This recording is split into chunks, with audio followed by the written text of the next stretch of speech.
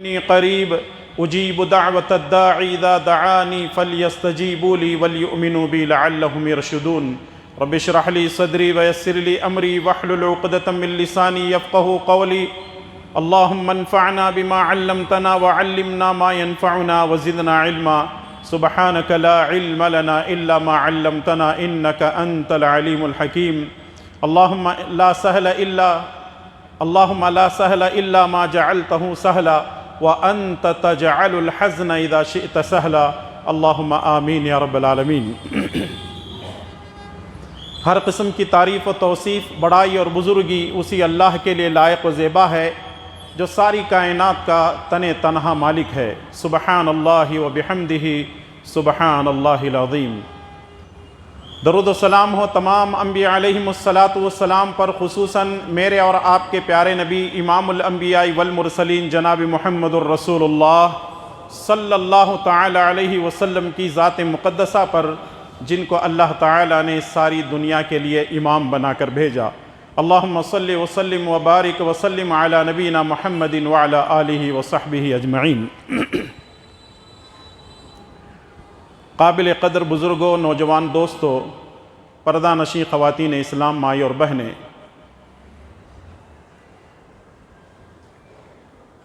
قرآن کریم کے مختلف مقامات پر اللہ تبارک و تعالی نے دعا کرنے کا حکم دیا ہے۔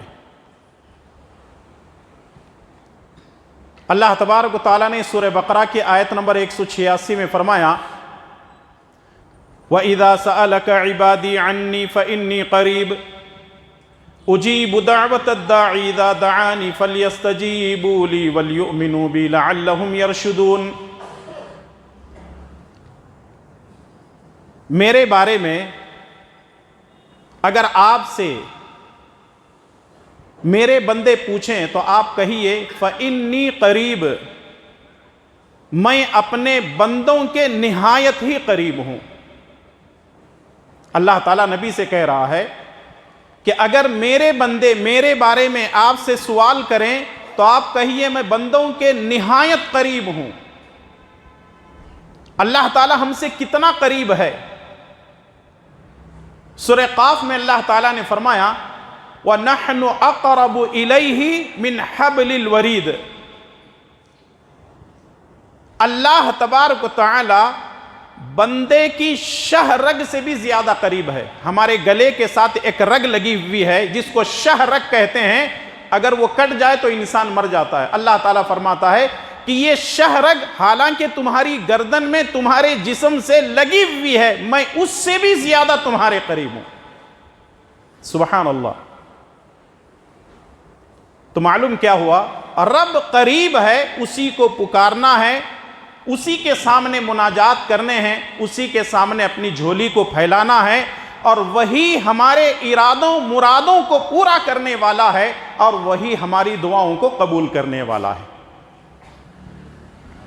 ایک تو دعا کرنے کا حکم اللہ تعالیٰ دے رہا ہے، تو دوسری طرف اللہ تبارک و تعالیٰ نے فرمایا وَقَالَ رَبُّكُمُ ادْعُونِي أَسْتَجِبْ لَكُمْ ان الذین یستکبرون عن عبادتی سیدخلون جہنم داخرین۔ اب وعید دیکھیے، جو لوگ اللہ تبارک و تعالی سے مانگتے نہیں ہیں، اللہ نے فرمایا کہ مجھ سے دعا کرو، لیکن کوئی بندہ گھمنڈ غرور تکبر میں آ کر یہ کہتا ہے مجھے اللہ سے مانگنے کی کیا ضرورت ہے، میرے پاس تو بہت کچھ ہے، اللہ تعالیٰ فرماتا ہے کہ جو مجھ سے نہیں مانگتا میں اس کو اوندے منہ گھسیٹ کر جہنم میں داخل کروں گا۔ دو باتیں ان آیتوں سے معلوم ہوئی۔ پہلی بات یہ ہے کہ دعا اللہ سے کرنی چاہیے، وہ ہماری شہرک سے زیادہ قریب ہے۔ دوسری بات یہ معلوم ہوئی کہ جو لوگ اللہ سے نہیں مانگتے ہیں، تکبر اور گھمنڈ کرتے ہیں، اللہ تبارک و تعالیٰ ان کو اوندے منہ جہنم میں داخل کرے گا۔ تھوڑی دیر کے لیے رک کر کے سوچئے کہ جو لوگ اللہ سے مانگنے میں تکبر کرتے ہیں وہ جہنم میں داخل کیے جائیں گے، لیکن جو اللہ کے مقابلے میں کسی اور کو لا کر ان سے مانگتے ہیں تو ان لوگوں کا کیا حشر ہوگا؟ ایسے لوگ مشرک کہلاتے ہیں۔ اللہ کو تو مانتے ہیں لیکن اللہ کی ذات میں کسی اور کو شریک ٹھہرا کر کے کہتے ہیں اللہ ان سے راضی ہے، پہلے ان کو راضی کر لیں گے، بعد میں اللہ تعالیٰ راضی ہو جائے گا۔ یہ شرک ہے، حرام ہے، اسلام میں اس کی اجازت نہیں ہے۔ یہ تو رہی قرآن کریم کی 2 آیتیں۔ حدیثوں کے 2 چھوٹے سے ٹکڑے ہیں۔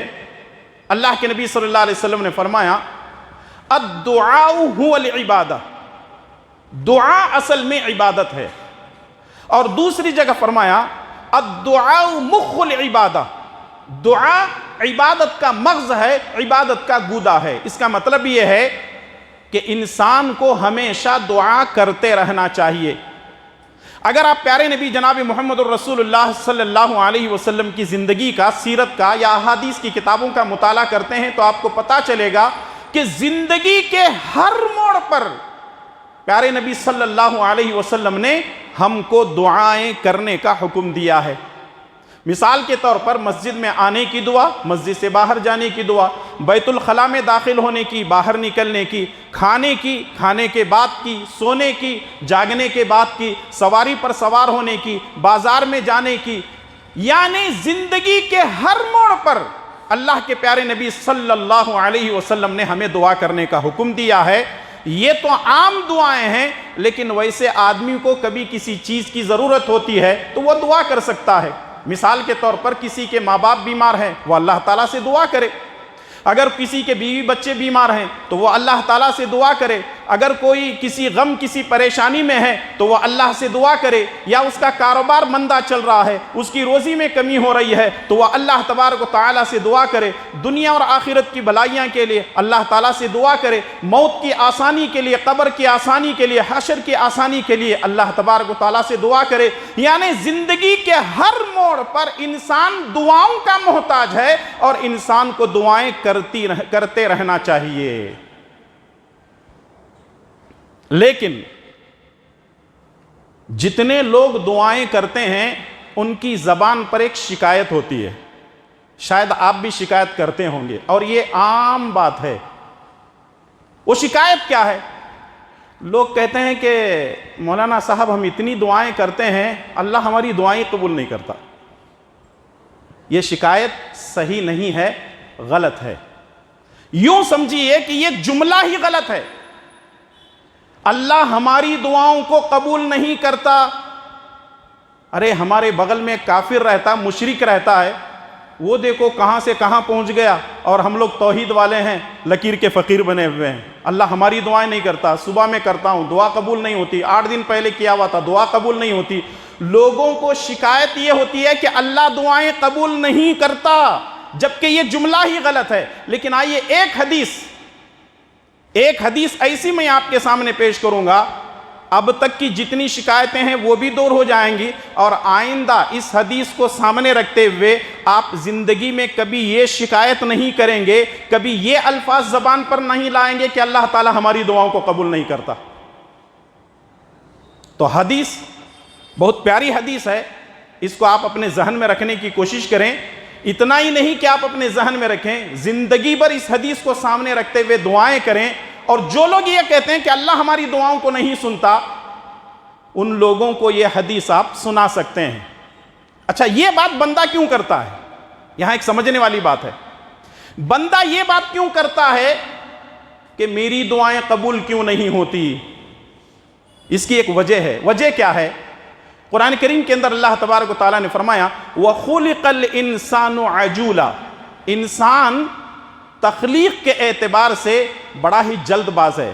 یعنی انسان کی فطرت میں، انسان کے نیچر میں جلد بازی ہے۔ جیسے کسی بور نکالنے والے کو بلا کر کے لایا، اب 100 فٹ بورویل نکالے بھی نہیں، اب وہ بورویل والے پہ ناراض ہونے کی کوشش کرتا ہے، ارے 100 فٹ ہو گئے، 200 فٹ ہو گئے، 300 فٹ ہو گئے، پانی کہاں گیا؟ بھئی اس کی غلطی کیا ہے؟ پانی تو زمین سے نکلنا ہے، وہ بورویل والا تو پانی تو ڈالے گا نہیں۔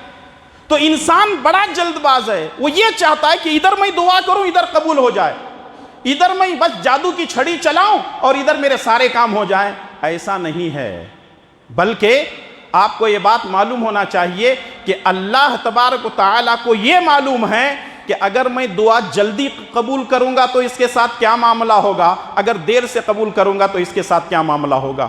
اس پہ تو ہم آگے بحث کریں گے، لیکن آئیے کہ جو لوگ یہ کہتے ہیں کہ اللہ تبارک و تعالی ہماری دعاؤں کو قبول نہیں کرتا، یہ حدیث سن لیتے ہیں۔ یہ حدیث مسند احمد کے اندر موجود ہے۔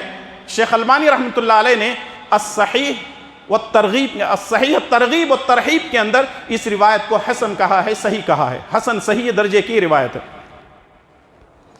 راوی حدیث ابو سعید خدری رضی اللہ تعالیٰ عنہ فرماتے ہیں، اللہ کے پیارے نبی جناب محمد الرسول اللہ صلی اللہ علیہ وسلم نے فرمایا، ما من مسلم یدعو بدعوت لیس فیہا اثم ولا قطیعۃ رحم الا اعطاہ اللہ بہا ثلاث۔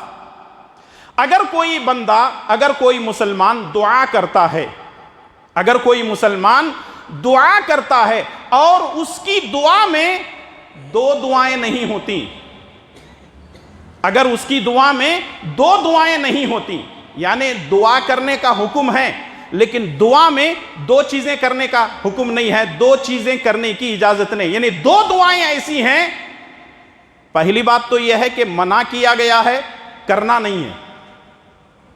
وہ دو دعائیں جو کرنا نہیں ہے وہ کون سی ہیں؟ پہلی ہے اسم کہتے ہیں گناہ کے بارے میں کبھی دعا نہیں کرنا۔ کیا مطلب ہے گناہ کے بارے میں دعا کرنا؟ مثال کے طور پر ایک آدمی کے جیب میں 500 روپے ہے لیکن وہ جواری ہے، جوا کھیلتا ہے، ظہر کی نماز پڑھ کر کے دعا کر رہا ہے، اے اللہ میں جوا کھیلنے کے لیے جا رہا ہوں، یہ 500 روپے میرے جیب میں ہیں، میں اتنا جوا کھیلوں کہ وہ 10,000 ہو جائے، اے اللہ تعالیٰ مجھے جتا دے، سامنے والے کو ہرا دے۔ جب یہ کام ہی حرام ہے آپ دعا کیوں کر رہے ہیں؟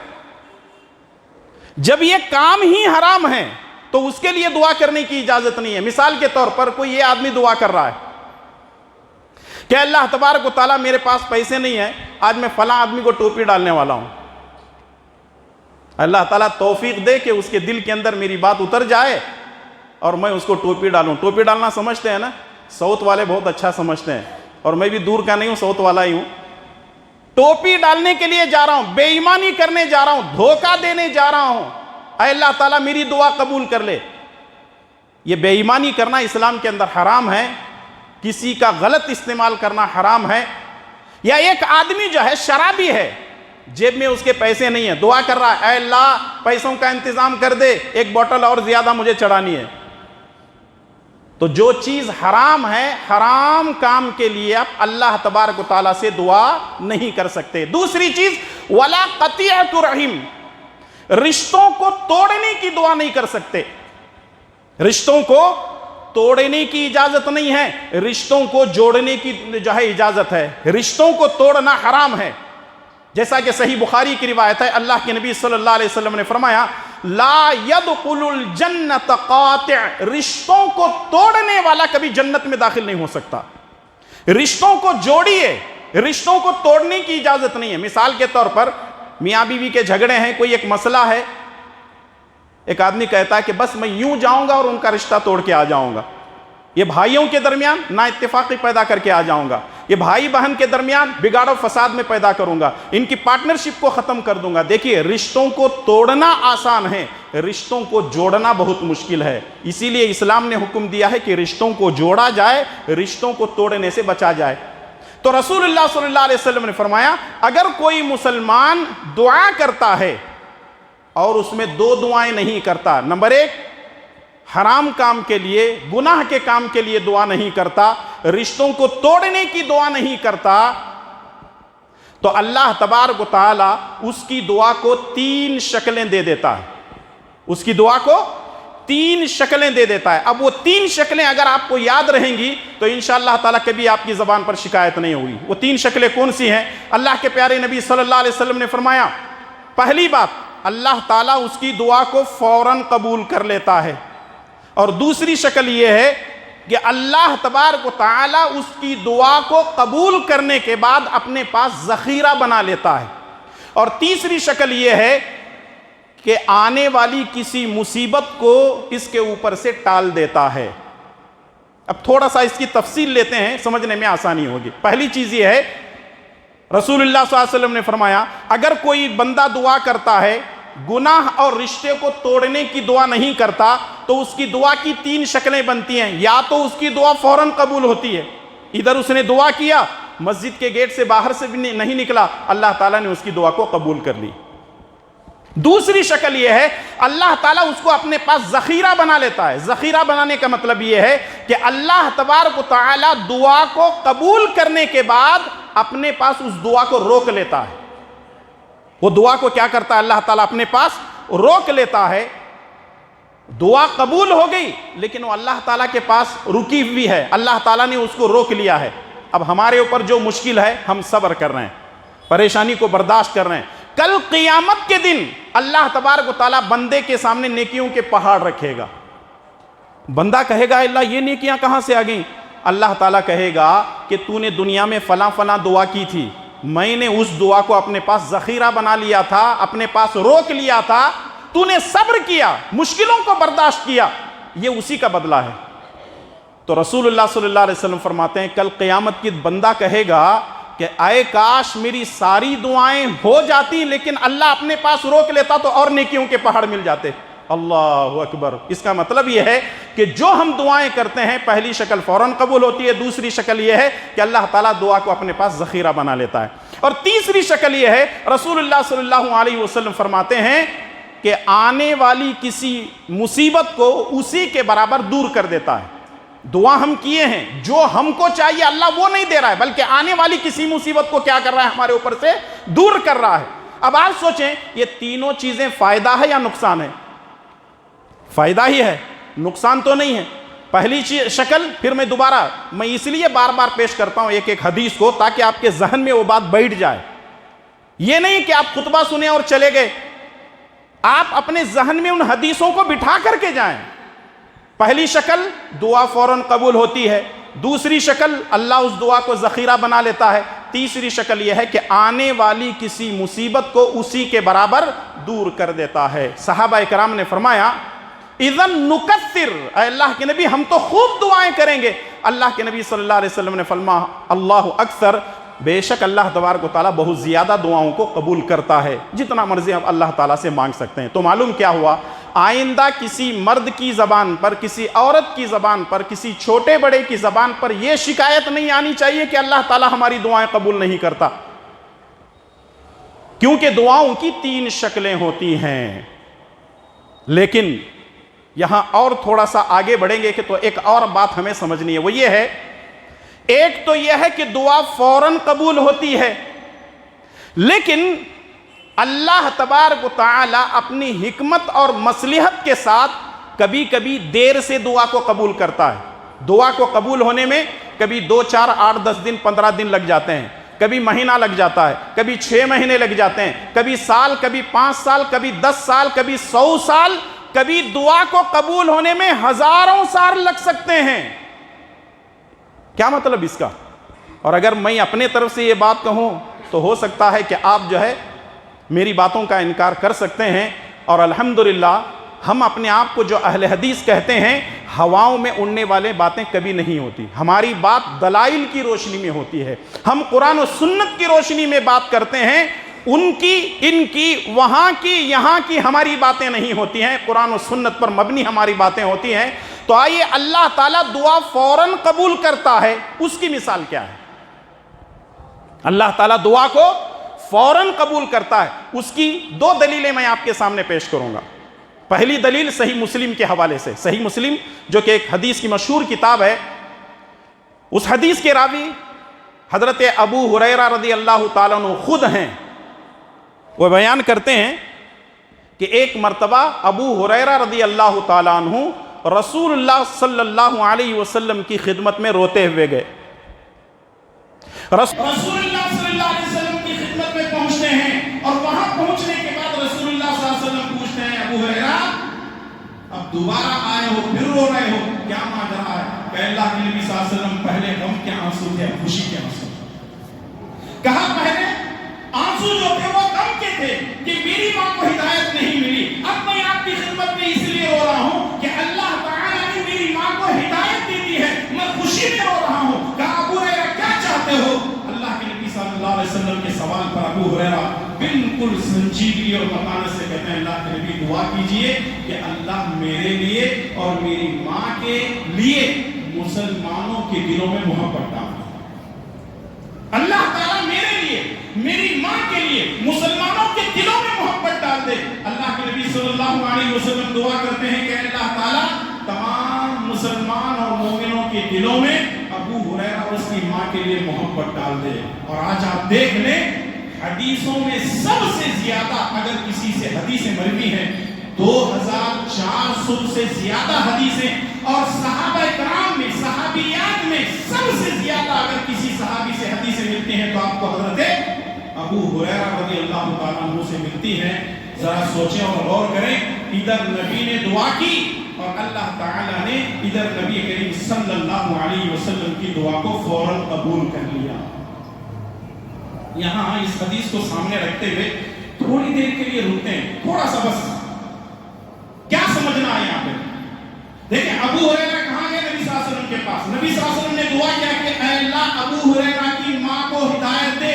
اس کا مطلب یہ ہے کہ رسول اللہ صلی اللہ علیہ وسلم سے ابو ہریرہ نے یہ نہیں کہا اے اللہ کے نبی آپ میری ماں کو ہدایت دے دو، بلکہ یہ کہا اے اللہ کے نبی میری ماں کے حق میں ہدایت کی دعا کیجئے. اس سے یہ بات معلوم ہوتی ہے کہ ہدایت کسی نبی کے ہاتھ میں نہیں، ہدایت دینے والی ذات اللہ تعالیٰ کی.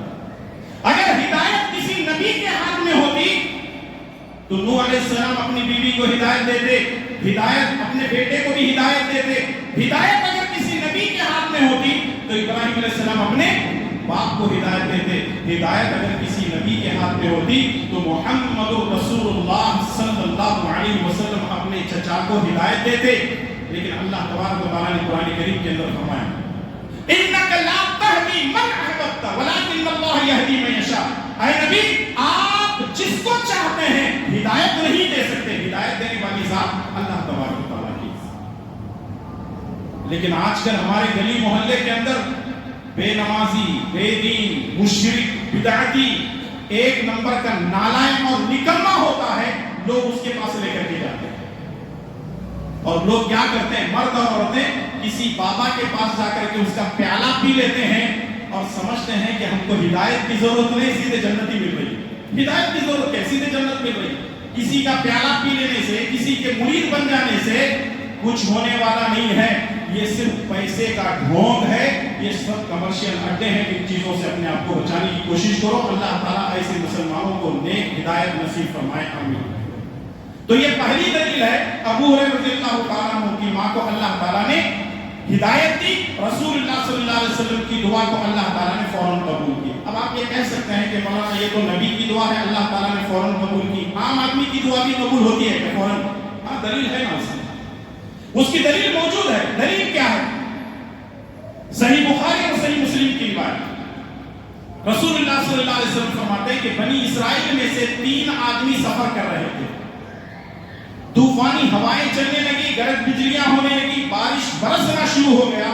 یہ تینوں آدمی ایک پہاڑ کے اندر غار تھا، اس غار کے اندر داخل ہو گئے. جیسے ہی غار کے اندر داخل ہو گئے ایک بڑی چٹان، ایک بڑا سا پتھر آیا اور غار کے منہ کو بند کر دیا. نہ باہر نکلنے کے لیے کوئی راستہ ہے، نہ اندر جانے کے لیے کوئی راستہ. اب یہ تینوں آپس میں بیٹھ کر کے مشورہ کرتے ہیں. یہ طے ہوتا ہے کہ اپنے اپنے نیک کام کا وسیلہ لے کر کے ہم دعا کرتے ہیں. اپنے اپنے نیک کاموں کا وسیلہ لے کر کے ہم دعا کرتے ہیں. اب تینوں دعا کرتے ہیں. کیا دعا کرتے ہیں؟ ایک آدمی کہتا ہے کہ اللہ تبارک و تعالیٰ میری روزانہ کی عادت تھی میں بکریوں کا دودھ دھوتا اور اپنے ماں باپ کو پلانے کے بعد اپنے بیوی بچوں کو پلاتا. ایک مرتبہ میں دیر سے جنگل سے آیا، میں نے دیکھا کہ میرے ماں باپ سوئے ہوئے ہیں، بچے بلک رہے ہیں، ترس رہے ہیں، میری بیوی بھی بلک رہی ہے کہ ہم کو پہلے پلا دو. اور میں رات بھر کٹورا لے کر ان کے بستر کے پاس کھڑا رہا.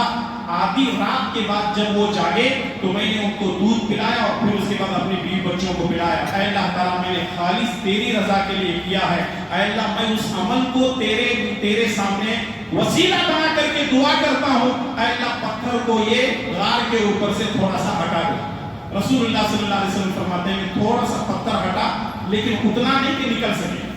اب دوسرا آدمی دعا کرتا ہے. دوسرا آدمی یہ دعا کرتا ہے کہ اے اللہ تبارک و تعالیٰ میری چچیری بہن سے میری بات چیت ہوئی تھی، میں نے بدکاری کرنے کے لیے کچھ پیسے بھی اس کو دیے تھے. جب میں رات میں اس کے پاس بدکاری کرنے گیا تو وہ کہنے لگی اللہ سے ڈر. میرے اندر تیرا ڈر پیدا ہوا، میں نے بدکاری بھی چھوڑ دی، پیسے بھی اس کو دے دیے. اے اللہ تعالیٰ تیرے ڈر کی وجہ سے میں آ گیا.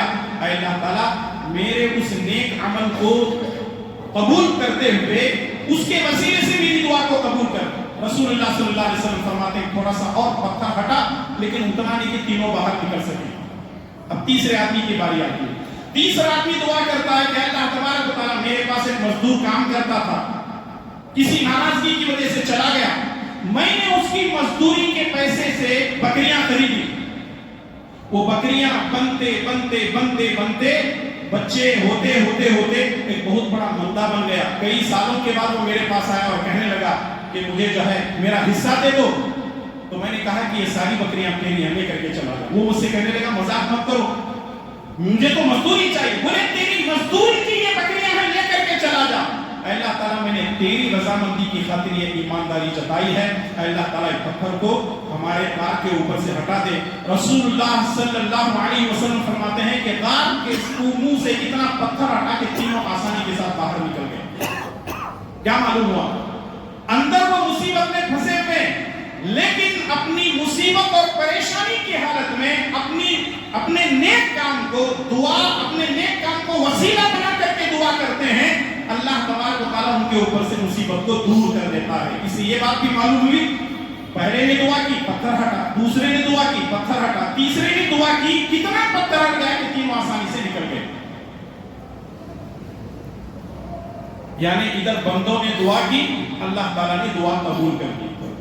یہاں ایک الزام ہے اہل حدیثوں پر. کیا الزام ہے؟ اہل حدیث وسیلے کو نہیں مانتے. کان کھول لیں تھوڑا سا، اپنے دل کے بھی کان کھول لیں اور دماغ کے بھی کان کھول لیں. بات یہ ہے کہ اہل حدیث وسیلے کو مانتے ہیں. اگر کوئی کہتا ہے کہ اہل حدیث وسیلے کو نہیں مانتے ہیں، وہ اہل حدیث ہی نہیں، یا اس کو علم نہیں ہے. دو چیزیں ہو سکتی ہیں، یا تو وہ اہل حدیث نہیں ہے جو اس طرح کی باتیں الزام تراشی کر رہا ہے، یا تو اس کو اس کا علم نہیں. آپ کو معلوم ہونا چاہیے کہ تین چیزیں ہیں جو کہ شرعاً جائز ہیں. اہل حدیث ان تینوں وسیلوں کو مانتے ہیں، لیکن یہ بات یاد رکھیں چوتھا کوئی وسیلہ نہیں. وہ تین وسیلے کون سے ہیں؟ نمبر ایک اسماء حسنہ کا وسیلہ. اللہ تعالیٰ کے جو 90 پر 9 نام ہے نا، وہ آپ 90 پر 9 نام پڑھیں اور پڑھنے کے بعد اللہ سے دعا کریں اے اللہ میں تیرے ناموں سے وسیلہ مانگتا ہوں، میری دعا کو قبول کر.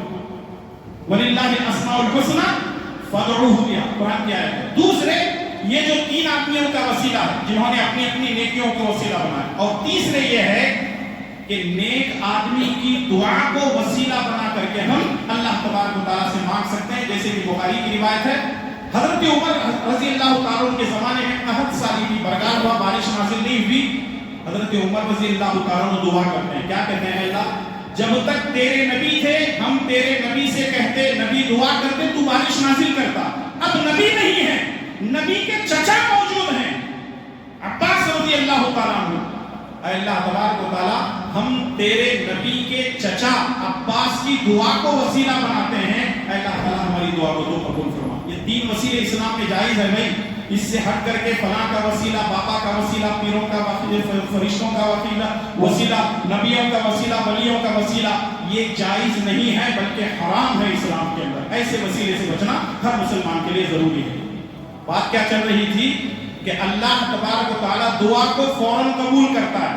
دو واقعات آپ کے سامنے آئے، صحیح مسلم کے حوالے سے ابو ہریرہ کا واقعہ، بخاری اور مسلم کے حوالے سے بنی اسرائیل کے 3 غار والوں کا واقعہ. اب آئیے، کبھی کبھی دعا کو قبول ہونے میں وقت لگ سکتا ہے، کبھی ہفتہ لگے گا، کبھی 15 دن، کبھی مہینہ، کبھی 6 مہینے، کبھی سال، ہزاروں سال بھی لگ سکتے ہیں. اس میں اللہ تعالیٰ کی حکمت ہے اور مصلحت ہے.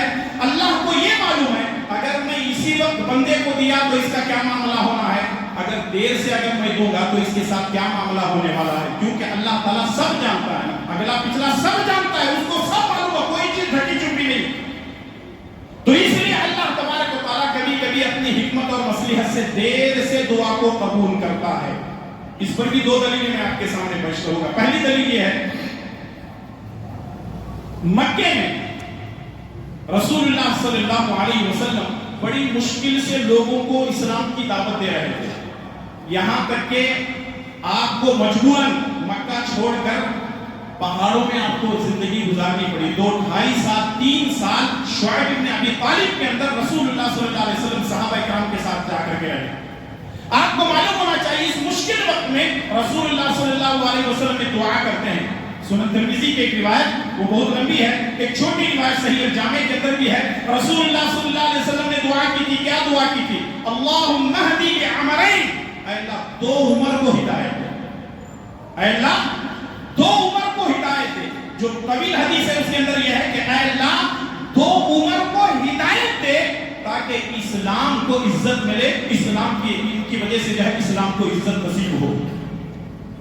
رسول اللہ صلی اللہ علیہ وسلم دعا کی، فوراً قبول نہیں ہوئی۔ سال گزر گیا، 2 سال گزر گئے، 2.5 سال گزر گئے، 3 سال کے بعد اللہ تعالیٰ رسول اللہ صلی اللہ علیہ وسلم کی دعا کو قبول کرتا ہے۔ کیسے؟ نبی صلی اللہ علیہ وسلم نے دعا کیا کی تھی؟ اے اللہ 2 عمر کو ہدایت دے۔ 2 عمر کون ہے؟ ایک ہے عمر بن خطاب اور دوسرے ہے عمر بن ہشام۔ لوگ عمر بن خطاب کو جانتے ہیں، لوگ عمر بن ہشام کو نہیں جانتے ہیں۔ جانتے ہیں عمر بن ہشام کون ہے؟ ابو جہل کا نام عمر بن ہشام۔ رسول اللہ صلی اللہ علیہ وسلم نے 2 کے لیے دعا کی۔ یہ دونوں بڑے بہادر تھے، اپنے اپنے قبیلے کے سردار تھے، بڑے تیر باز تھے، بڑے جنگجو تھے، بڑے ہمت والے، بڑے جذبے والے۔ ان کے اندر ساری چیزیں کوٹ کوٹ کر بھری ہوئی تھی۔ رسول اللہ صلی اللہ علیہ وسلم نے دعا کی، اے اللہ 2 عمر کو ہدایت دے، 2 میں سے کسی کو ہدایت دے۔ اللہ تعالیٰ نے ایک عمر کو چن لیا، عمر فاروق رضی اللہ تعالیٰ عنہ کو۔ 3 سال کے بعد نبی کی دعا قبول ہوتی ہے، لیکن دوسرے عمر بن ہشام کے حق میں، ابو جہل کے حق میں دعا قبول نہیں ہوتی ہے۔ اس کا مطلب یہ ہے کہ کم سے کم ایک کے حق میں تو قبول بھی۔ اور وہی عمر جو رسول اللہ صلی اللہ علیہ وسلم کو قتل کرنے کے ارادے سے نعوذ باللہ ننگی تلوار لے کر وہاں پہنچتے ہیں جہاں صحابہ کرام اور رسول اللہ صلی اللہ علیہ وسلم محصور تھے، ایک جگہ چھپے ہوئے تھے۔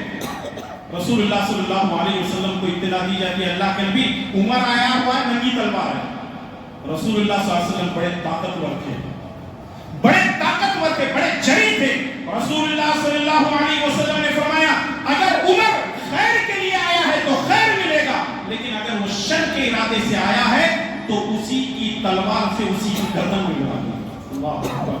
نبی کا وہ جذبہ کہاں گیا مسلمانوں کے اندر سمجھ میں نہیں آتا۔ ڈرپوک ہو گئے مسلمان، ڈرپوک ہو گئے۔ کوئی مسئلہ آتا ہے، آواز پکارا کوئی کرتا ہے تو دروازے بند کر لیتے ہیں، ارے چلو یہاں سے کچھ ہونے والا ہے۔ میرے بھائیو اور دوستو، نبی کی سیرت پڑھو، تمہارے اندر وہ جذبہ آئے گا، وہ قوت پیدا ہوگی، وہ ایمان کی مضبوطی ہمارے اندر آئے گی۔ رسول اللہ صلی اللہ علیہ وسلم دروازہ کھولتے ہیں، پوچھتے ہیں عمر کیا ارادہ ہے؟ عمر نے کہا اللہ کے نبی آپ یہی چاہتے تھے، اشہد ان لا الہ الا اللہ واشہد ان محمدا عبدہ ورسولہ۔ عمر رضی اللہ تعالیٰ عنہ پوچھتے ہیں اللہ کے نبی آپ اندر بیٹھ بیٹھ کر کے کیا کر رہے ہیں؟ کہا ہم اللہ کی عبادت کر رہے ہیں۔ کہا ہم اللہ کی عبادت کر رہے ہیں۔ کہا اللہ کے نبی یہ عبادت کعبۃ اللہ کے میدان میں ہو سکتی ہے کیا؟ سیرت نگاروں نے لکھا ہے کہ جب عمر بن خطاب نے یہ سوال کیا اللہ کے نبی کیا یہ کعبۃ اللہ کے میدان میں عبادت ہو سکتی ہے؟ نبی صلی اللہ علیہ وسلم نے کہا ہاں یہ کعبۃ اللہ کے میدان میں یہ عبادت ہو سکتی ہے۔ عمر یہ قوم پڑھنے نہیں دیتی ہے۔ اللہ کے نبی صلی اللہ علیہ وسلم کے الفاظ پر عمر بن خطاب نے کہا اللہ کے نبی اب یہاں سے ہم سیدھے چلیں گے، کعبۃ اللہ میں نماز پڑھیں گے، جو آپ کی طرف انگلی اٹھائے گا اس کے ہاتھوں کو کاٹ دوں گا، جو آپ کی طرف زبان درازی کرے گا اس کی زبان کو کاٹ دوں گا، جو آپ کی طرف آنکھ اٹھائے گا اس کی آنکھوں کو نکال دوں گا۔ اور وہاں سے رسول اللہ صلی اللہ علیہ وسلم صحابہ کرام کو لے کر نکلتے ہیں، اللہ اکبر کی تکبیر گونجتی ہے، رسول اللہ صلی اللہ علیہ وسلم نماز پڑھاتے ہیں، صحابہ کرام نبی کے پیچھے نماز پڑھتے ہیں، اور عمر بن خطاب رضی اللہ تعالیٰ عنہ نگرانی کرتے ہیں۔ کوئی مائی کا نام ایسا نہیں تھا جو کعبۃ اللہ کے اندر عمر بن خطاب کے اسلام قبول کرنے کے بعد نماز سے روک سکے۔ اگر آپ کو اللہ نے دولت دیا ہے، آپ کو اللہ نے طاقت جو ہے بنایا، آپ کو اللہ نے علم دیا، ارے قوم کی خدمت کرو، بیویوں کے بغلوں میں جا کر کے نہ بیٹھو، اپنے پیسوں کے اوپر جا کر کے نہ بیٹھو۔ اللہ نے دولت دی ہے، دین پر دولت خرچ کرو، طاقت ہے طاقت لگاؤ۔ اللہ تبارک و تعالیٰ نے اور بھی کئی وسیلے اور ذریعے بنائے ہیں تو ان کو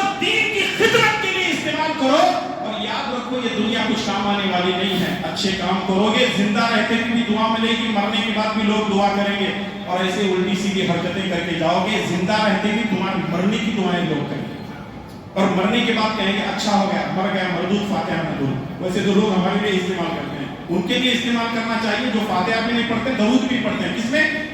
نماز جنازہ۔ ہم تو الحمدللہ فاتحہ بھی پڑھتے ہیں اور درود بھی پڑھ لیتے ہیں۔ تو بتانے کا مقصد یہ ہے کہ عمر بن خطاب رضی اللہ تعالیٰ عنہ کے حق میں نبی صلی اللہ علیہ وسلم نے دعا کی، 2-2.5 3 سال کے بعد نبی حضرت عمر رضی اللہ تعالیٰ عنہ کے حق میں نبی صلی اللہ علیہ وسلم کی دعا قبول ہو گئی۔ آخری بات پر ہم بات ختم کرنے جا رہا ہوں۔ دوسری دلیل، حضرت ابراہیم اور اسماعیل دونوں مل کر خانہ کعبہ کی تعمیر کرتے ہیں اور اللہ تعالیٰ سے دعا کرتے ہیں۔ کیا دعا کرتے ہیں؟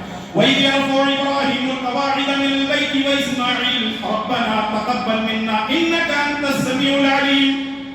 خانہ کعبہ کو تعمیر کر رہے ہیں، باپ بیٹے دعا کرتے ہیں اللہ تعالیٰ پتھروں کے اس کعبے کو، اسی دیواروں کو تعمیر کرنا ہمارا کام ہے، اللہ تعالیٰ قبول کرنا تیرا کام ہے۔ اب ابراہیم علیہ السلام کی دعا ہوتی ہے، کیا دعا کرتے ہیں؟